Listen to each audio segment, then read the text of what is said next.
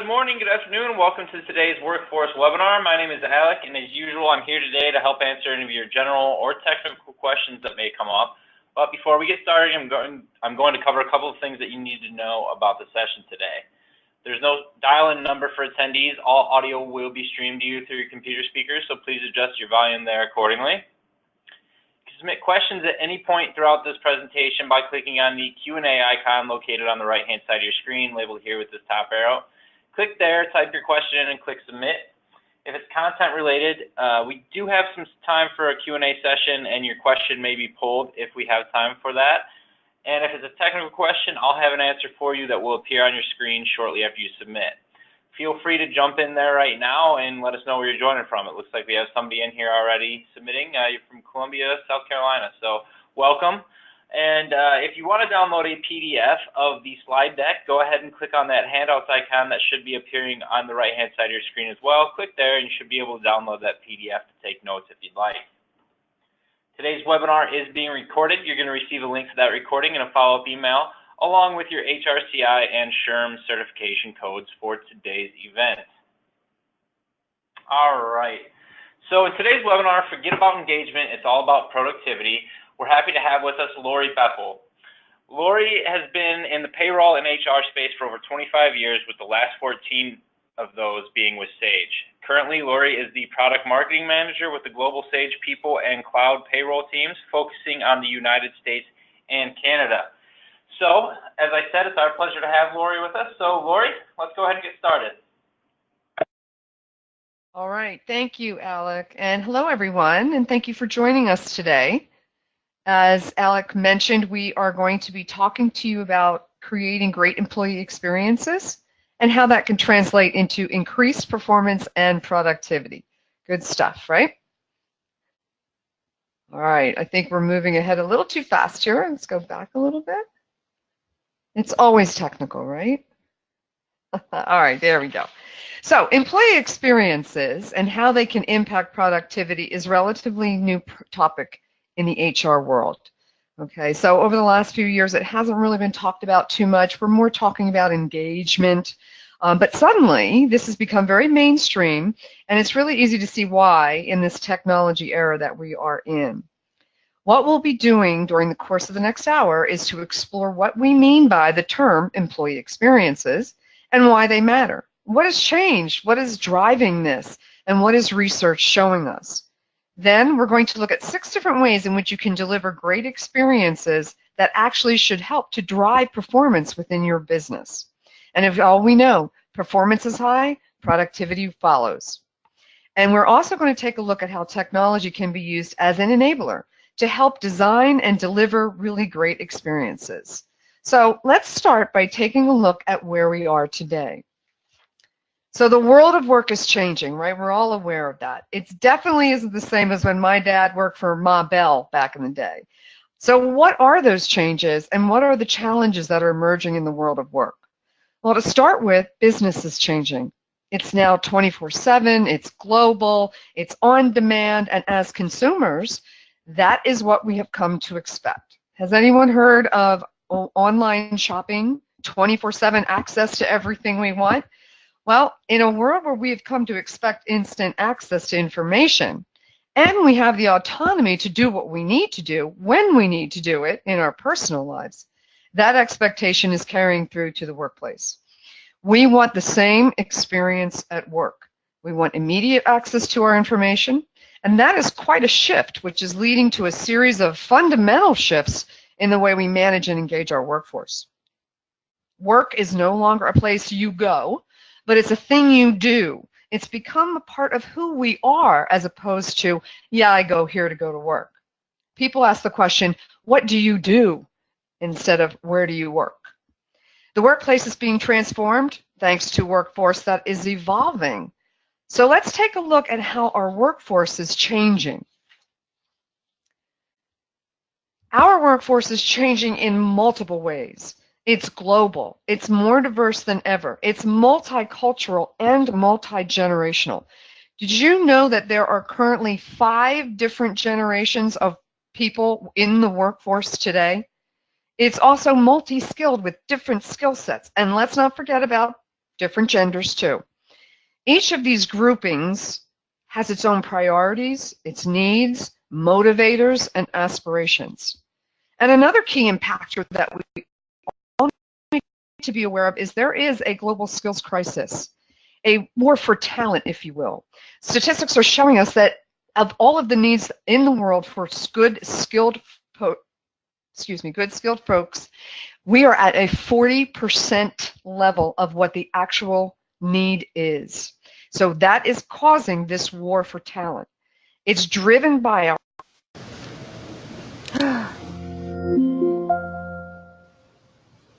our gig economy. If you haven't heard of what gig economy is, that's where people basically bid for services or make themselves available online. It's wonderful. So statistics are showing us that 30 to 50% of the workforce may be freelancers or contractors over the next 5 years. Teams will be made up of freelancers or part-timers, or, of course, those folks from the gig economy. This new contingent workforce is really starting to create interesting challenges for the way managers need to think about working with their people and managing their teams. And of course, when you combine all these different factors, there's clearly a need to rethink how we recruit, attract, manage, and develop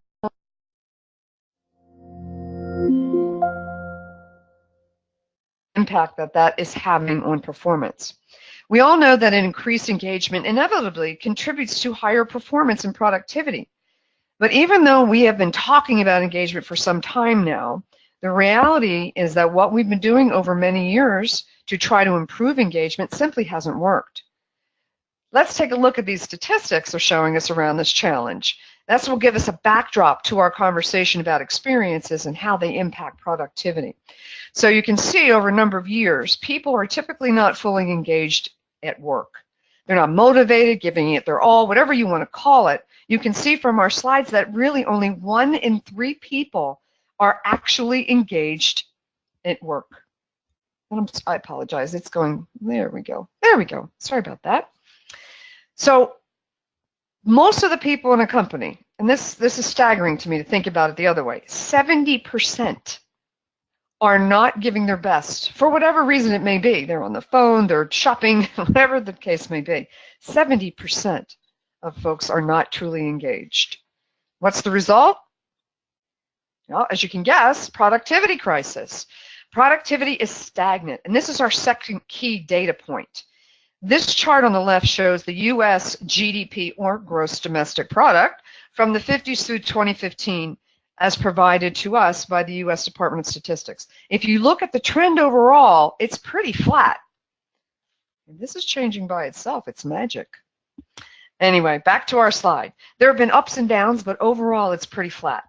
And there's a variety of reasons that productivity is sluggish like this. Things like an organization's reluctance to invest in training or technology, consistent low pay, uneven pay. There's many different reasons that this is sluggish, if you will, and stagnant. However, if you look at the picture on the right of this slide, it has been shown that disengaged employees are costing the U.S. between 450 and 500 billion, and that's billion with a B, folks, per year in lost productivity. So in spite of all the technology and process changes, we clearly have a problem. We're still not getting the best out of people. So why is that? What is becoming more and more evident is that we obviously just can't throw technology at the issue. We need to understand more about motivation, engagement, and the importance of the employee experience in all of this. So let's take a look at how those experiences are important. So here you have the focus on the candidate to the employee, this life cycle. So one of the things I find quite interesting in the marketing perspective is that 10 years ago, brands started to become more concerned with not just acquiring new customers, but retaining current customers. Companies started worrying about something that we call the customer journey. And basically that refers to the customer and the way the customer goes about buying something. It's all of those things that have to happen when you are making a purchase. Make a decision, parting with your money, obtaining goods and services, and the experiences. You see how I did that, got that experiences in there? That you have once you purchase something. Well, now that is happening in business as well. The whole concept of the customer journey and experience is now being reflected internally. Businesses are starting to think more about the employee journey and the employee experiences that are associated with it. When we talk about employee experiences, we're talking about the combination of all the different things you experience on a day-to-day basis as an employee. From the moment you go to work, from the moment you are looking for a job, from the recruitment, selection, onboarding, and experiences you go through, to the ways in which you're trained, the teams you work with, how you're supported, how you contribute, all of those experiences will make a difference in how you perform. It's the nature of those experiences that will actually determine how engaged you are. And the more engaged you are, the more likely your performance is going to be high. Companies have felt for a while that it's awful nice to talk about being able to drive engagement, but when it hasn't been shown that the importance of experiences is really driving performance. More recent research has shown that driving these experiences to get our people more engaged and motivated has a positive effect on productivity. And let's take a little look at some of that research. It is showing us that companies who focus on workforce experience see that revenue can be increased by a factor of 2. I'll let that sink in for a minute. And that profit per employee can be up to 4 times higher than companies who don't invest in their employees and who don't take this whole concept of workforce experiences seriously. So this isn't just an HR conversation. This isn't just about feel-good culture within a company. It's actually about economics. There's a financial consideration here, which makes it extremely relevant to how businesses actually think about productivity and performance. A great workforce experience equals business growth. Let me say that again. This is an economic argument, not just an HR one. We have also run some research fairly recently, and it's quite interesting to see because our research has helped to reinforce these points. So workforce experiences truly matter. We spoke to 3,500 employees across the US, Canada, and the UK and asked about what really drives them at work.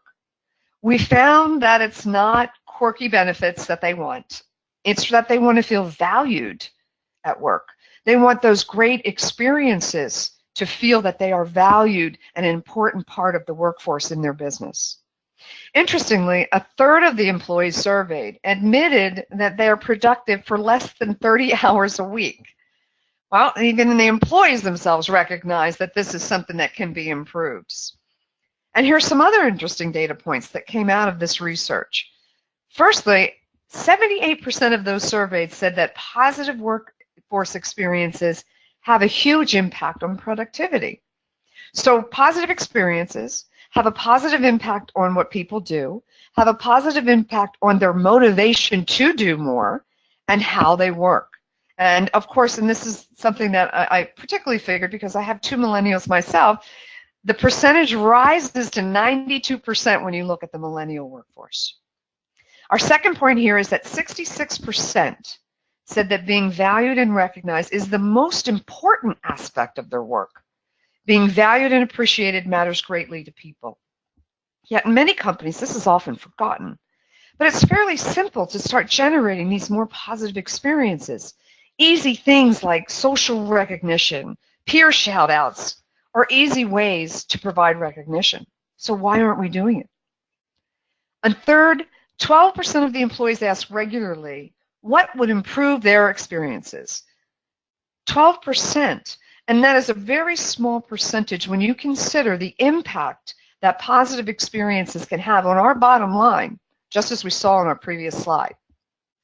So now that we have a little perspective and some validation on how important the experiences are, let's take a look at some ways where we can deliver really great experiences and help drive productivity and performance.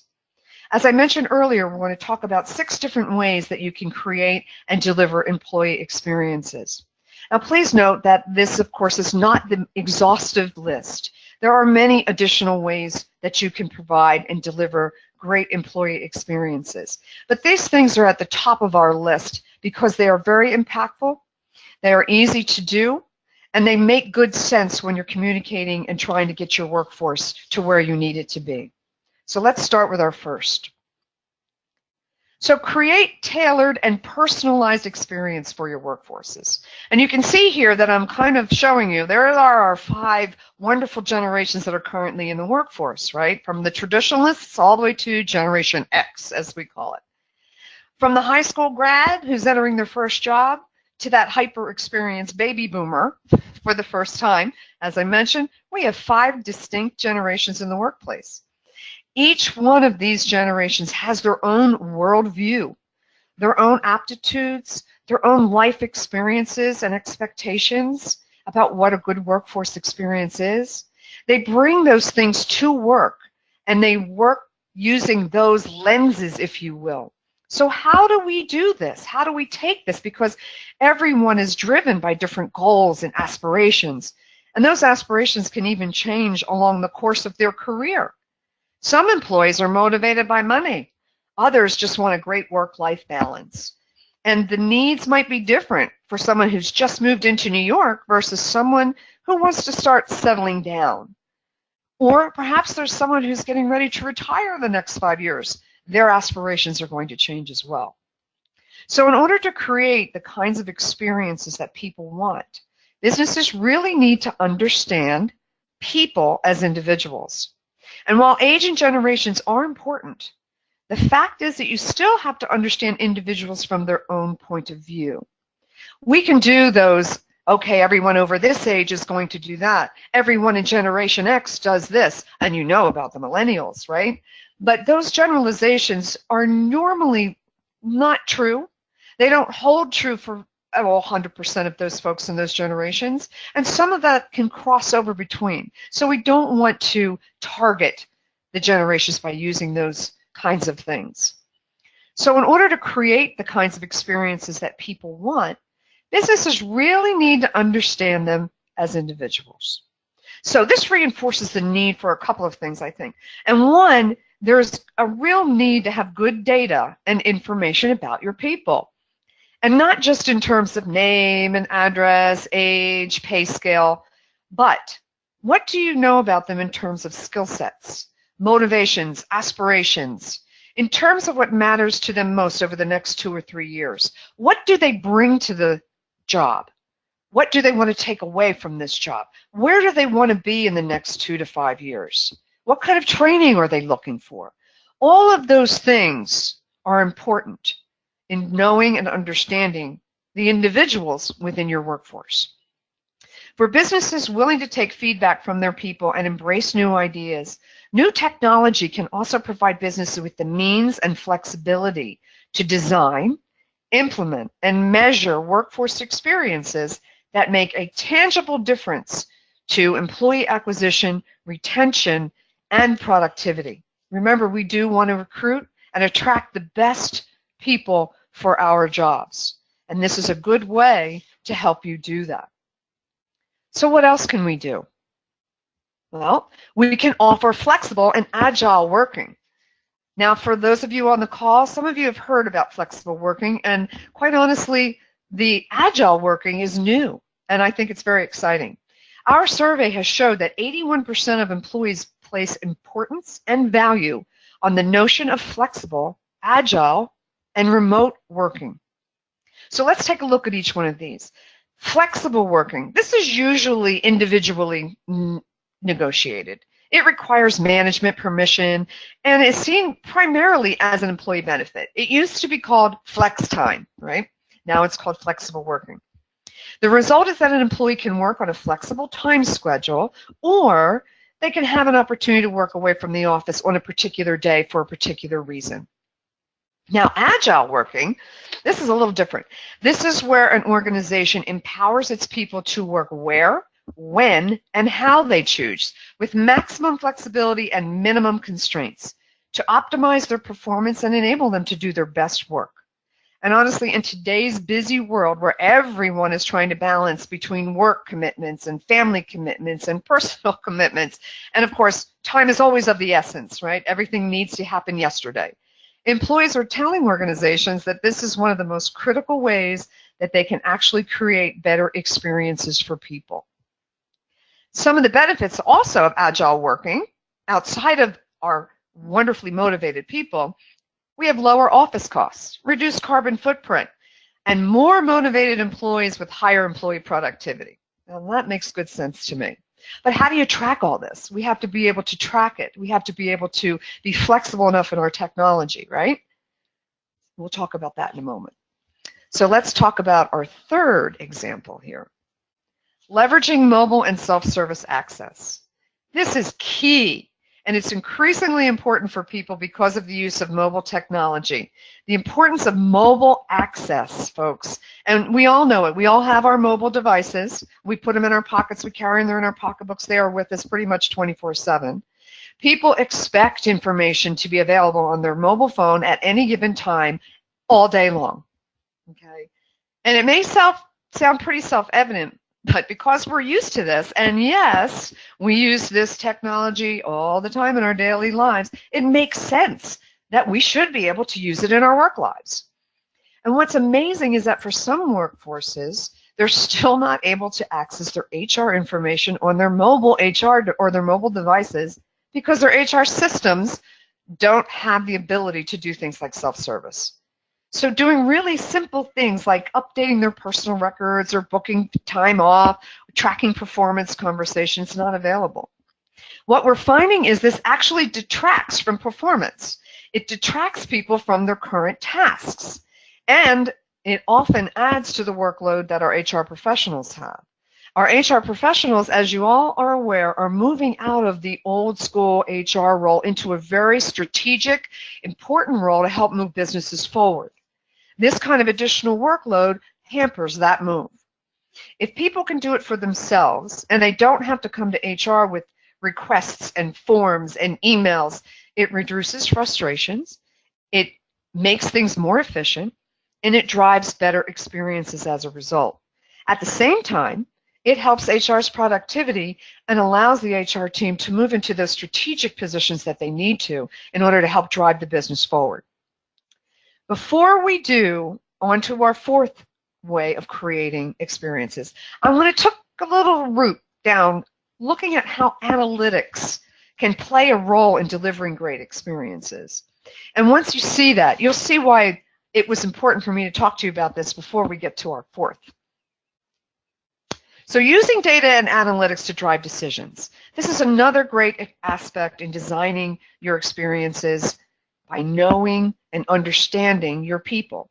Remember, we talked a little earlier about our 5 different generations and all of the different things that go along with that. To be able to really know your people, you have to have data. You have to have analytics. You need to be in a position where you're not just relying on gut instinct, but you have insights into people based on the information you have in your system. Now, what's really interesting about all this is I'm sure many of you will be only too aware of is fairly well agreed by HR leaders, and this is evidenced by many surveys and research that we have done. HR leaders agree that people decisions should be based on data and analytics and should be more fact-oriented. There's not a lot of debate about the importance of this, but what's interesting is that when you ask how many HR professionals, are actually using analytics and have access to these to make their informed decisions, based on research we've done, only 37% are in a position to do that. So all research is reflecting is this gap between the desire to have this information and the ability to use that information and to get actionable insights, and the reality that our HR teams are still struggling to make this happen.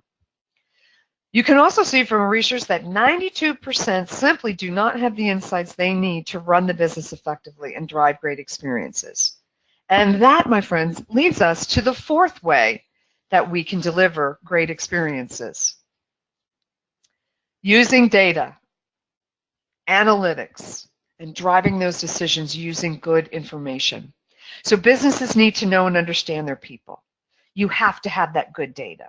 You don't want to make sure that it's on your gut instinct. It's critical, that it's accurate, it's current, it's consistent. And therefore, you know when you start running your reports and looking at your dashboards and really using that information, you know that you're making the right decisions because you've got those actionable insights into your workforce. And to take this to the next level, what leading companies are now trying to do is not just looking at the rearview mirror. We all know most data and reports do that, and that's important. But what it doesn't necessarily do is help us understand why something has happened and what is going to happen. Or it doesn't help us to start looking at different scenarios and testing situations. Succession planning is a big one that we need to look at. Those kinds of examples, using this great data, will help us to really build those testing situations and scenarios and move our businesses forward. Businesses want to get into a situation where we're looking forward, we're looking ahead, and using these analytics and information can help us manage the risk and determine the most effective course of action for future outcome. This is where people science is something companies are really looking into because it's such a critical part of the equation in terms of really driving that great experiences and getting the best out of our people is by understanding the data. So as our slide suggests, people science is a journey. It will help ensure that you have that single accurate source of truth. You'll be able to use your data to identify the key challenges that need to be addressed along the way. And you'll be able to have those insights into being able to make the good decisions that will move your company forward. And to our fifth way of delivering integrated communications. In every engagement survey, one of the most common pieces of feedback employees give is the need for better communication. Well, we all know that effective communication is critical to keeping our employees engaged. Communication provides context, it provides purpose, it gives everyone informed, and it works towards that common goal. But, as we all know this, how do you deliver communications to your workforce that actually make their mark without over-communicating, without sending millions and bajillions, as they say, of emails every single day, update, update, update? Let's think about it our own situation and how many emails we get on a daily basis. How often do you look at those communications from your senior leaders unless they have some big red letters, please review, very important on them? How often do you really open those emails to read them? You just kind of scan quickly as to what the text was that you can see. And even if you read them, how do you ensure that you are digesting them? And when you send emails to your coworkers and your colleagues and those folks within your business, how do you ensure that they're digesting the messages that they need to see? The challenge for companies today is providing communications that are engaging, personalized, and tailored across the company and keep it efficient. There's a couple things that we can consider here. One is delivering targeted and tailored communications. What does that mean? Pertinent and important information gets sent to the teams that need that information. Common teams, common groups, individuals. This way, they're not inundated with every single communication that's being sent throughout the company, but they are sent the items that they need to do their job, their role, and work within their team. Another way is regular feedback. You don't need to wait around to that famous annual engagement survey. You can use pulse surveys. They're a great way to do spot checks on engagement. For example, one of our customers uses pulse surveys to capture initial feedback from new hires after their orientation. Another customer uses them to get feedback on implementation for a new self-service portal. They launched the portal, they had all of their teams go through it, they put a pulse survey out there and asked what they thought. The feedback they got would enable them to make it even more efficient and more fun for their employees to use and a better use of their time. You can use this feedback in your own world to make any of your processes more efficient, add steps to make it better, etc. what the most important thing to note here is that surveys show that you have acted on the feedback. So if you do a survey to ask your employees what their thoughts were, how did something work, how can I make something better, and they provide you with feedback and yet you don't do something about it, that is going to really make the things that you capture decline. Employees will take these surveys once or twice. If they don't see any results, they're not going to take them again. And that hinders the information that you're going to need in order to make these great and deliver these great experiences. And that, my friends, leads us to our sixth and final point here: to continually improve and design better ways of working. Want to know how to build great workforces for your experienced employees? Simply ask them. Did you know that just 12% of the employees that we spoke to on a regular basis said that they would improve their experiences worked if you just asked them? That's almost 100% of our employees are not even asked about their work experiences. And 47% said they've never been asked at all how to make things better. So let's use the annual engagement survey as an example of how we can improve a process. So, as you know, due to the changing nature of workplace and technology and all, of course, people's expectations, along with the increasing pace of our lives, we can't afford to wait for annual surveys to capture and act on feedback. In order to provide truly great experiences, companies need to act quickly. They need to be able to adapt and evolve at a much faster rate than ever before. You can design better ways of working just by asking employees, how would they do things differently? And then take those suggestions and make those changes. You'll be in a quicker and agile way of making your business better, providing those experiences, and changing those processes faster.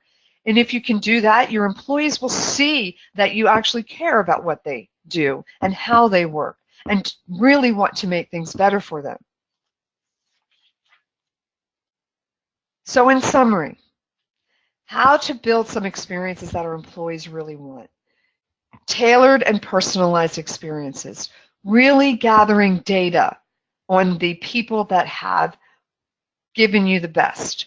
They've given you their time. They work hard for you. So let's make sure that we have the data to pull that together so that we can do tailored and personalized experiences. How about offering flexible and agile working? This is becoming more and more important. People need to have time off to do doctor's appointments or something with their children, or perhaps they work with different time zones across the globe. We want to make sure that we're flexible and agile in allowing our folks to work. This will get the best results out of our teams and our individuals. Leveraging mobile and self-service access. I can't even tell you how important this is. And we all know that in our daily lives, how important we have access to our information. Self-service access gives them control. It gives them empowerment and helps our employees to do what they need to do. It also empowers our HR teams to be more strategic in our businesses. Data and analytics, true data, good analytics. They will help us to drive those decisions, how we can look forward in our company. We know our 2, 3, 5, 7, 10-year plans are out there. How do we plan for that? What workforce do we need? How do we need to enable those teams? Do we need to move people from with this skill set over to another role because that skill set will make a good enablement there? We need to have that data and those analytics in order to drive our business's decisions. Business is moving faster than ever, and this will help us to make good decisions to keep up. Integrated communications and feedback. This is very key. We're able to now target teams by their team, by their role, by their groups, and provide the communication and knowledge that they need to have in order to do their job. And of course, feedback. We want to hear from our employees. We want to hear from our workforce, and we want to make changes based on their suggestions. Oftentimes, they're great suggestions. Those are the folks that are out there in the weeds, if you will. And so this type of feedback can make us a better company and really make us a better brand out in the world. Continually improving and designing better ways of working goes without saying. I know we all want to make sure we have the right technology. We want to make sure that we have the most efficient ways of working. And that's something that we can do using surveys and making sure that we're talking and communicating to our teams. So now you're ready. But how can you look for systems or technologies which really are going to help you drive this type of change, this type of development and delivery of the great workforce experiences that you want to offer to your teams? Well, build a system that delivers great workforce experience. You need to look for a couple different things. Find a system that helps you do this.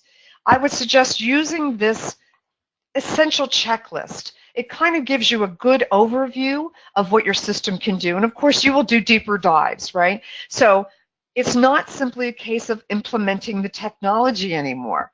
Boom, the problem solved, right? No. Remember, we did see that that hasn't been working. And based on several of our research projects and information we showed on several slides earlier, the global numbers on engagement show us. The global numbers on lost productivity show us. You can't simply just plop in some technology and boom, all done.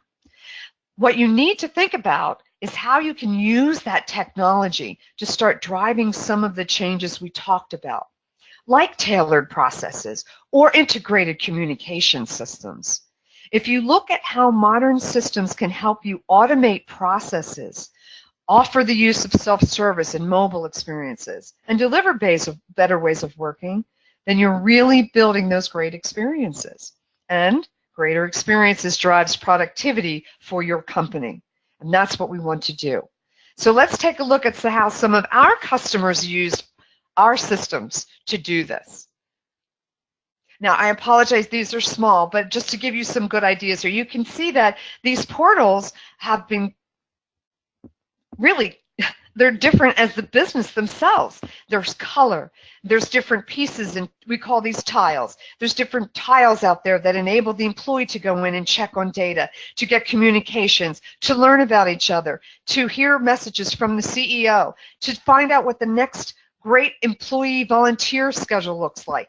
All of these different things. They're different approaches in terms of not only branding the portal, it reflects the business, its culture, but it adds integrated employee communications.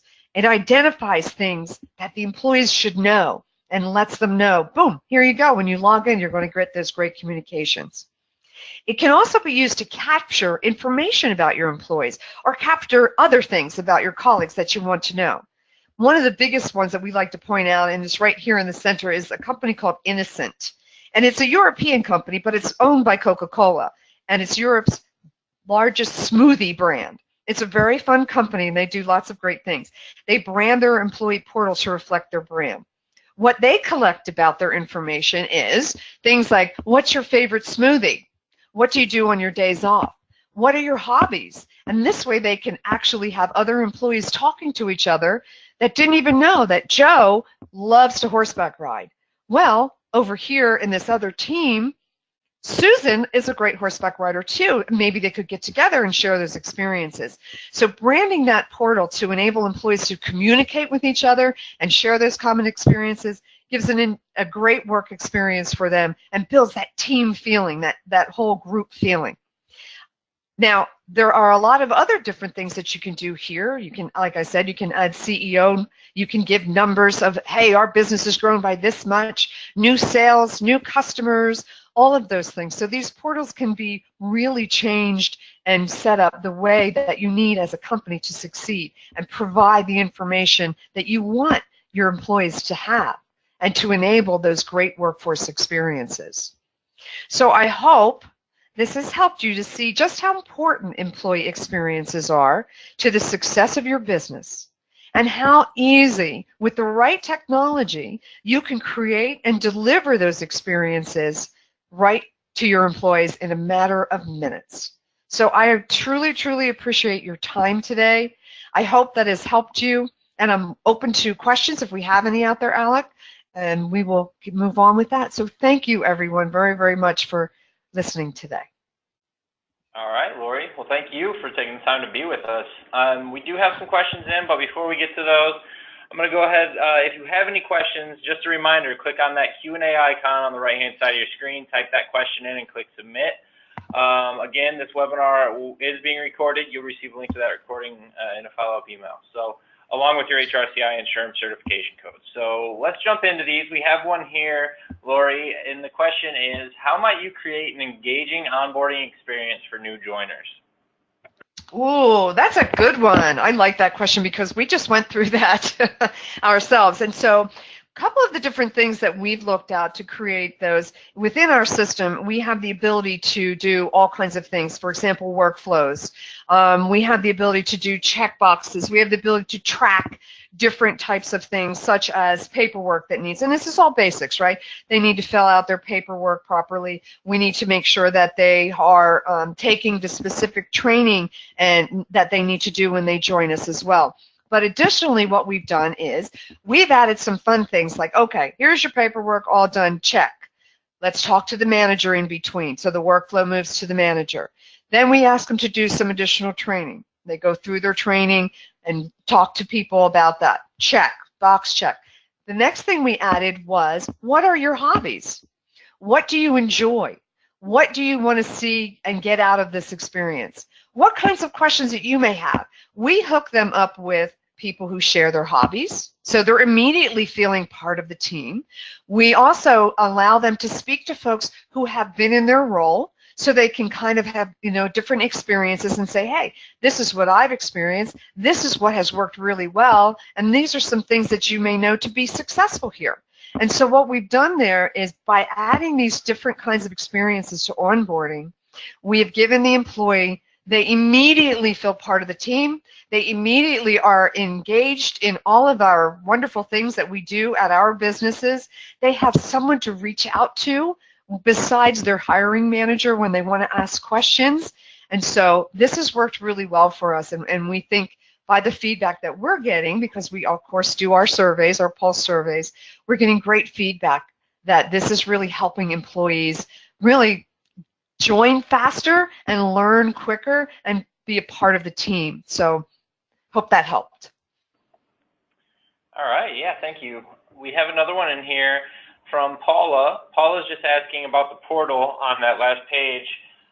Is that something that I think you were already talking about it, but is that something that Sage has available for organizations to purchase? Oh yeah. Oh yes, oh yes. This is part of our Sage People product, and yes, organizations can use it, and we use it ourselves. As you can see, and I'm sorry, I'm going to grab the mouse here for a moment. If you right here, this is our portal ourselves, and we're tagged in green because that's our color. We're Sage, we're green, right? So we use it as well. And you can see by all of these folks, when folks decide to use our Sage People application, all of this stuff, we talk them through it. Our implementation team is wonderful at moving them through. What do you want to see on your portal? Here's some examples that you can use, and we help set them up. This can all be done themselves, but we don't just, boom, here you go, have it and have at it. Our implementation team walks you through and trains you. But yes, this is available to everybody right now. You just want to use our Sage People. All right, perfect. We have another one here. The question is, how can we use technology to help engage remote or virtual workers? That's another good question, because I am a remote worker. And so I am not able to go into an office unless I fly to one, which sometimes that's fun. So what we've done a couple of different things with technology. We've gotten communication groups that are remote workers only. And I'm sorry, but yes, it is, because we need our own little team. We can't just walk down the hallway and go, hey, Joe, what's going on today, right? So what we've done is we've created a communication group that's remote workers. And so we're able to talk to each other, and we're able to ask questions. Hey, how are you managing with this kind of a meeting? What do you do when this thing happens? And so we have our own team, if you will. We've also gotten a real fun thing going on. We do fun little games. We call it our colleague activity games. And the last one we just did was fun at work, sharing pictures of how you make your office fun, exciting, and all of that. So as opposed to folks who are in an office, and they can walk across somebody's cubicle and see that they've decorated it with personal items. We don't have that as remote. So what we did was we put pictures and took pictures and sent those into the group so that our group can see the same things as if you were in the office. And we love that. That was fun. You should see some of the stuff that people have in their offices. It's great. And one of the other things we do too, Sage is very big on volunteerism. And so we have a remote group called that is also involved in volunteerism. I am the Sage volunteer ambassador for the remote team. And what my job is for that is I go and look and search for different kinds of volunteer activities that are nationwide, that someone who's remote, like I'm in New Jersey, someone in California, or someone in, South Carolina, can use that same thing because it's all over the country as part of their volunteerism. And so I get to do that and motivate people and do that. So those are some of the ways that we get our remote folks involved using our technology. That help? Hopefully that helped. All right, perfect. This is another one here. It's kind of the same, just a little bit different here. So we have a hard time getting, this comes from Stefan.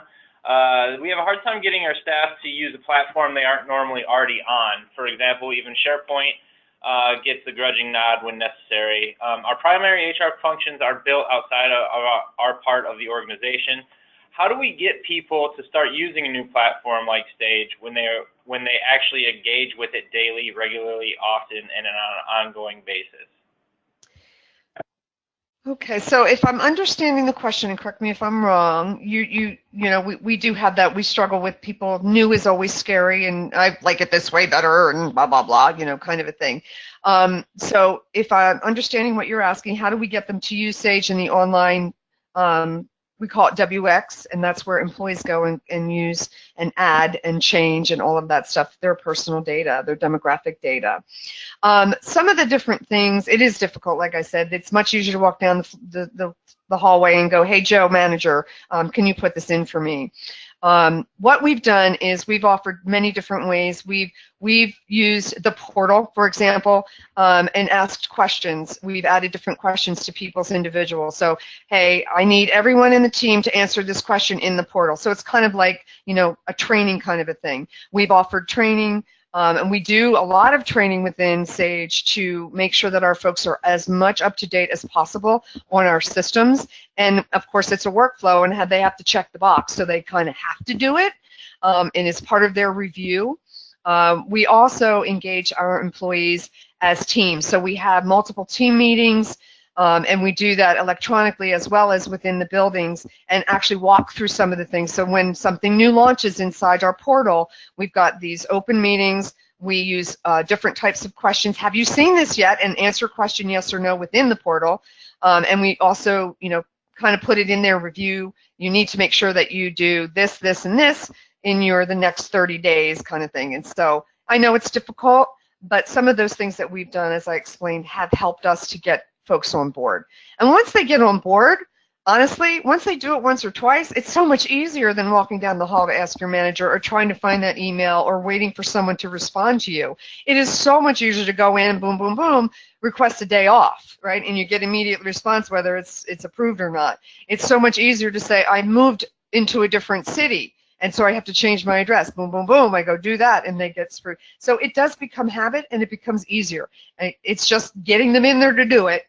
And then, like I said, once they're in there doing it, it's so much easier and faster. And they start taking it on. So hopefully that helped. Okay, perfect. Yeah, I think that's exactly what the question was. So Okay, that's good.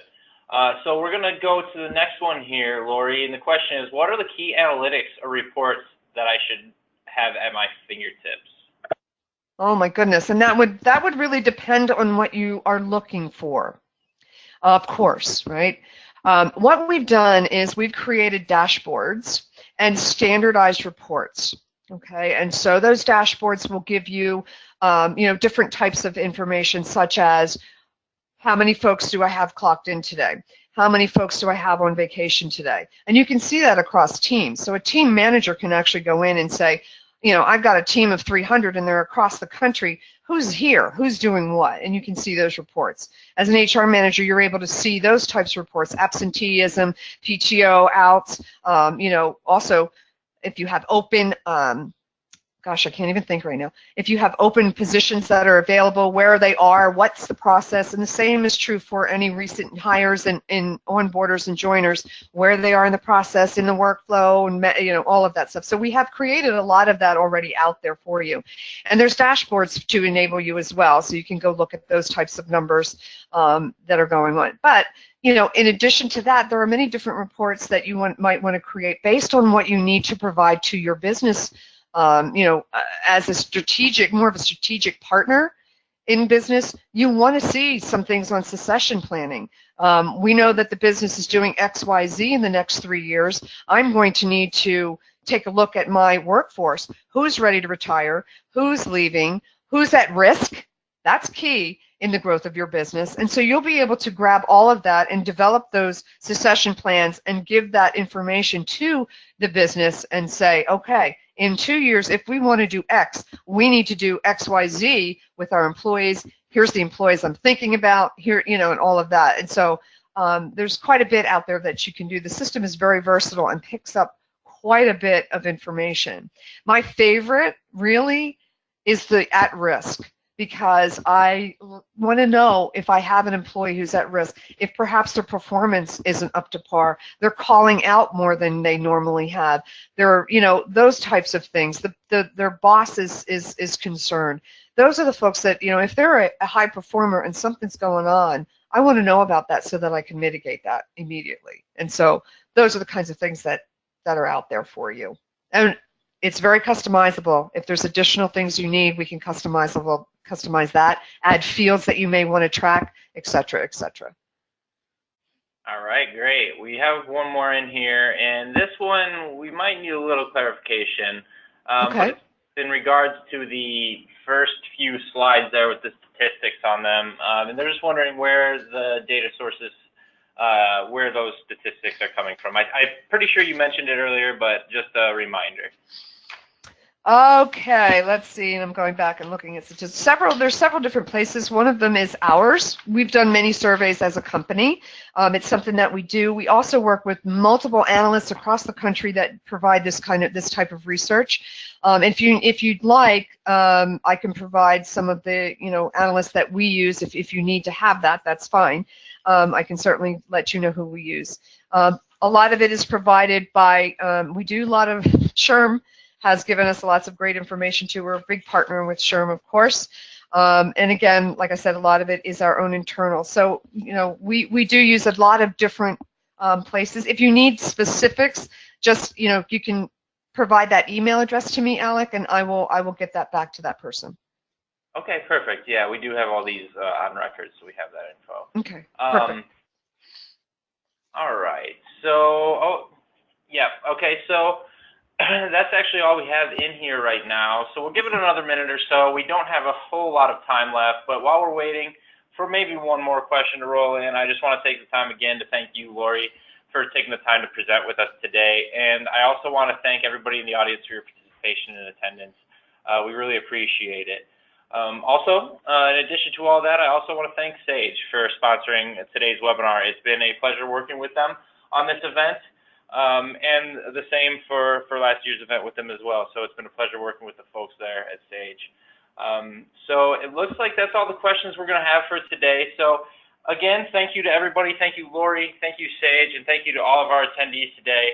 We'll see you all back here for our next workforce webinar, which will take place a week from today on February 20th at 2 p.m. Eastern, 11 a.m. Pacific, titled Building a Culture of Meditation in Your Organization. So thanks again, everybody, and have a great day. And thanks, everybody. Thanks, Alec. We'll talk to you soon.